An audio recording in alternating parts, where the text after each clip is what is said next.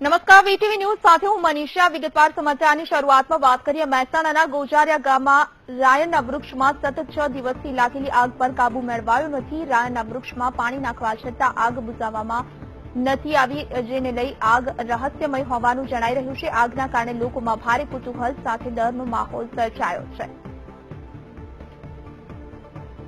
મહેસાણાના ગોજારિયા ગામની આ ઘટના છે। એક રહસ્યમય આગ સામે આવી છે। રાયણના વૃક્ષમાં સતત 6 દિવસથી આગ લાગી છે।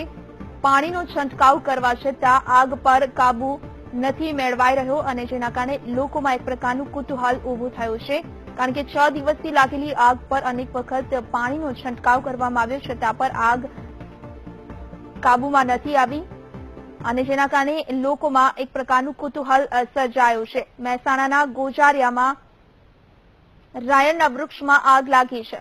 વધુ માહિતી સાથે સંવાદદાતા કમલેશ રાવલ અમારી સાથે ફોનલાઈન પર જોડાઈ ગયા છે।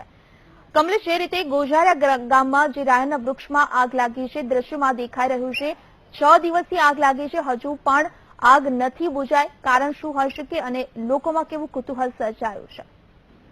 ચોક્કસ મનીષા, આપને જણાવું કે આ કુતૂહલ ભરી ઘટના મહેસાણાના સૌથી મોટા ગામ ગોજારિયામાં બની છે।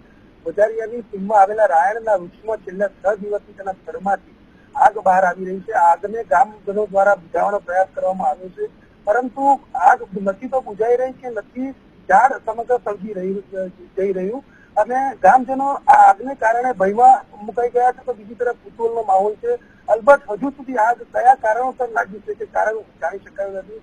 આ ઘટના અંગે ગ્રામજનોએ ઓએનજીસીને પણ જાણ કરી છે, કારણ કે નજીકમાં ઓએનજીસીનો વેલ આવેલો છે અને કદાચ કોઈ પાઇપલાઇન લીકેજ હોય અને તે કારણે પણ આગ બહાર આવી રહી હોય તેવી પણ એક શક્યતા છે, પરંતુ હાલ આ આગનું ચોક્કસ કારણ નથી જાણી શકાય। મનીષા, બિલકુલ કમલેશ, આપનો આભાર સમગ્ર માહિતી માટે।